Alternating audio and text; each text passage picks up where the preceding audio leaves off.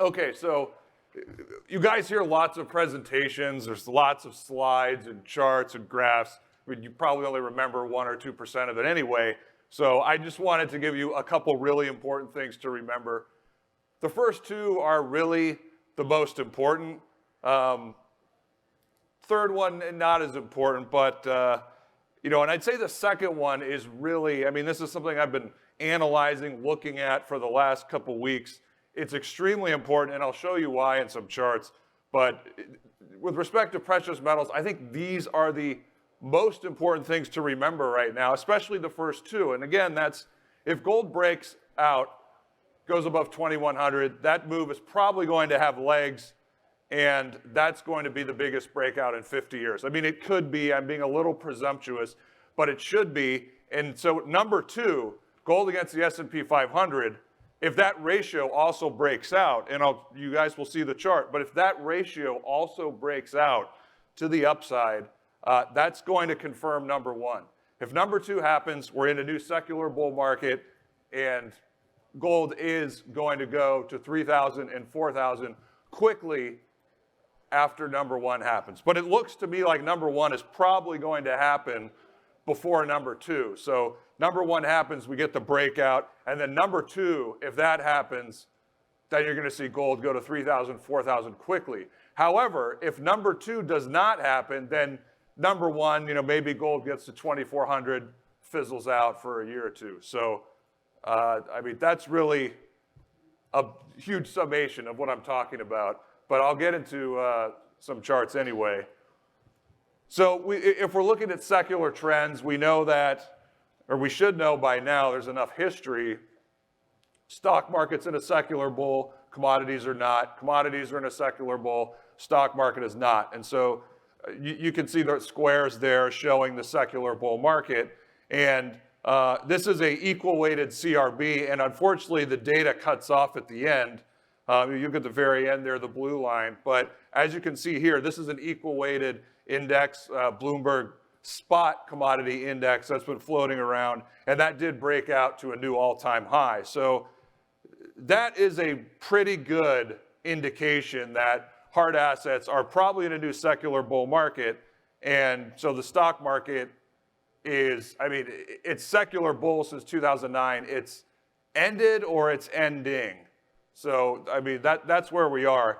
And looking at gold there at the bottom, gold in the stock market, they really take turns having these major breakouts. And so we can see the stock market has had three extremely significant breakouts historically. And so gold's a little different. I mean, we know that there was a gold standard until 71, so it's not quite as clean, but gold is basically setting up for, at least in my opinion, what should be the third most significant breakout in its history. And so, presuming that happens, gold breaks out. That's another indication stock market should be in a secular bear. However, if you look at, go to 1964 in the circle I put there. I mean, I should have drew that for gold, but because something interesting happened then, which I'm going to get into. And so, one thing I use for the stock market, a simple thing that you can use to decipher is it going into a secular bear or not, is the 40-month moving average. And this is just a weekly chart, so I'm using the weekly equivalent. A lot of people use the 200-week. I mean, I have the 170-week on here. But this is the blue line. And you can see, and by the way, the yellow, those are the secular bears in the stock market. And so you can see, looking at the yellow, you look down, you see, when were gold's biggest moves? 1970s, 2000s, stock market was in a secular bear.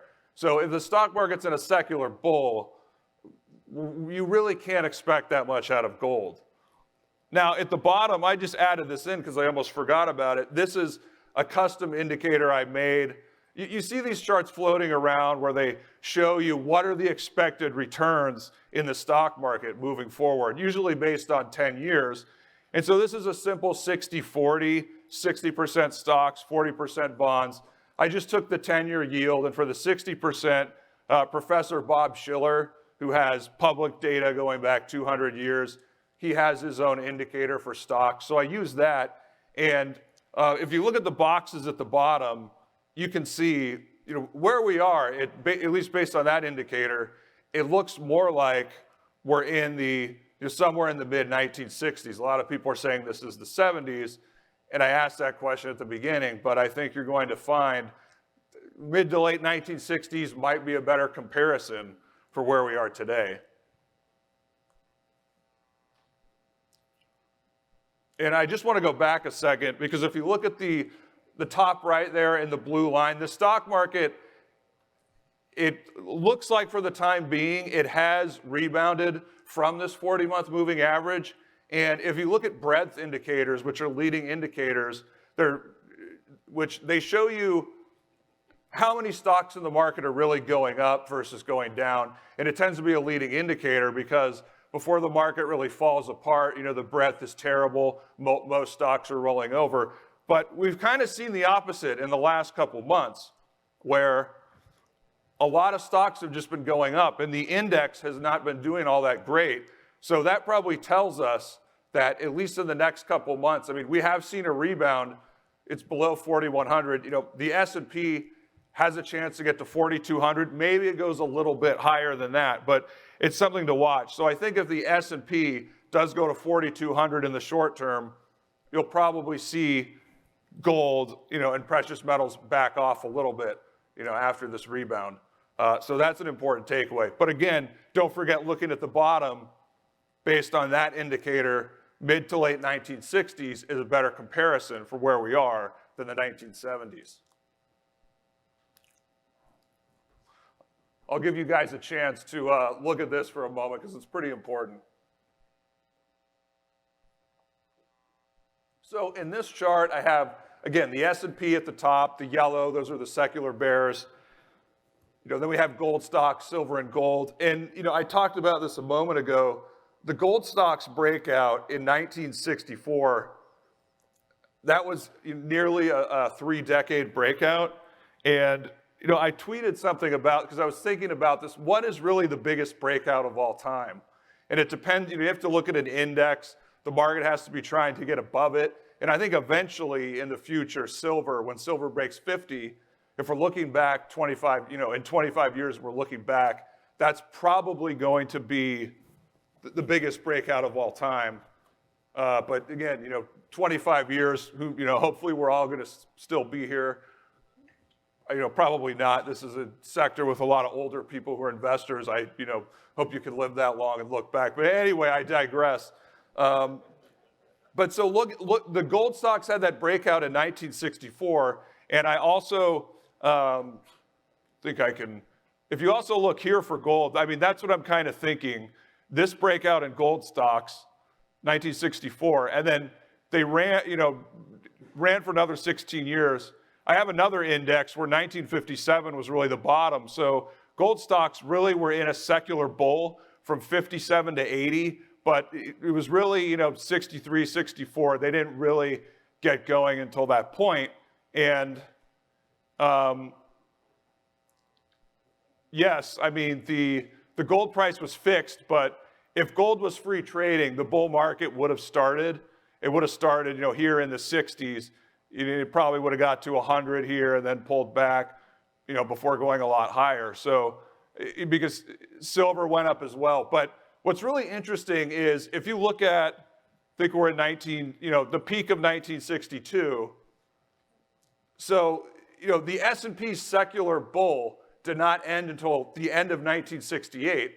But what's really interesting is if you go from 62 to 68, that 6-year period, the S&P was only up 50%. The Dow was only up like 35%.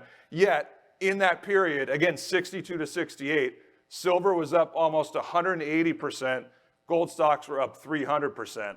So what I'm basically getting at is, you saw the expected returns chart and how, mid to late 1960s is a better reflection of where we are, or better comparison than the early 70s. But this is another point here where if we're looking at, in the mid to late 60s, we started to get more mild bear markets in the S&P, and we're seeing something similar where the S&P, I mean, even in 2018, there wasn't enough space. 2018, you had 20%. I mean, COVID was a crash, but that was 35% down. We're already 25% down, but we are rebounding. But you guys can see, I mean, if the secular, because obviously perma bulls are telling you, oh, it's going to go higher, everything's great. The secular bull is not going to end for another 5 or 10 years. Well, for me, really the best case scenario is the S&P repeats the mid to late 60s, where it continues to trend up, but it's really going to underperform precious metals and probably hard assets. And so, again, in this period right here, 1964, you saw the gold stocks break out, which, I mean, looking back, to this point, this might be the biggest breakout of all time. This was nearly a 30-year breakout in 1964. So that comparison, really important. But, I want to get into something that's really going to help us figure out if we are going to get this breakout and if it is going to sustain. So here we have the same chart again, but here we have gold against the S&P 500, gold stocks against the S&P 500, the Barron's Gold Mining Index. I will say that the BGMI, this is a little bit too strong. Like if you look at GDX and the current present indices, those are a better reflection of where we are. This is too strong, but we can use it historically. So, I mean, we can see how there's a similarity to the mid-1960s or the entire 1960s. The gold stocks have bottomed, they have this resistance here. So same thing here. So the first arrow, 1960 was the bottom. Then after 1962, gold stocks really started to outperform the stock market. And, that helped give you that breakout in 1964. And the gold price was fixed, so it's not a perfect comparison, but you can see it's kind of similar, a little weaker this time. But basically, I think this ratio here in gold stocks breaking out, I think this was in 60, the breakout was in 65, nominal breakout in 64. But I think this is, if you look at gold today, this is where gold is. And so I only got a couple more charts, but this is along the same lines. This is gold divided by a 60-40 portfolio. I was talking about this earlier. Conventional financial portfolio, 60% stocks, 40% bonds. And we can see that, in this chart, there's another big base that's setting up. This ratio has bottomed, and, it has moved. You can see in the last couple of months, I mean, it did move up a little bit. It's pulling back. This is, by the way, this is a BlackRock fund that they have that targets a 60-40 portfolio, basically. So that's why this is a good comparison, this ratio. So, again, what we see here, you have this really important resistance line, and if the ratio takes out that resistance, moves above the red line, that's another indication that precious metals are about to go into a secular bull. And so this is the last chart that I have, and this is just a zoomed in look.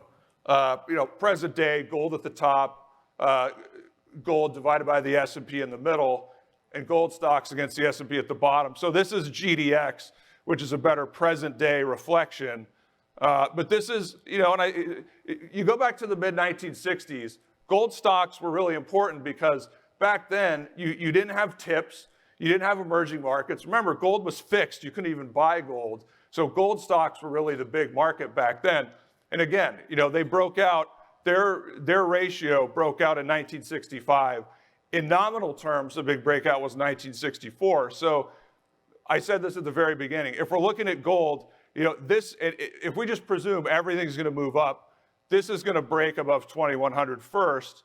And then, if gold can break above this line, then this breakout here is really going to carry to 3,000, 4,000 pretty quickly. But if gold breaks out here, goes above 2100, but then this, we rally up here and then it comes down again, it doesn't break out, then the move is going to fizzle out probably 23, 2400.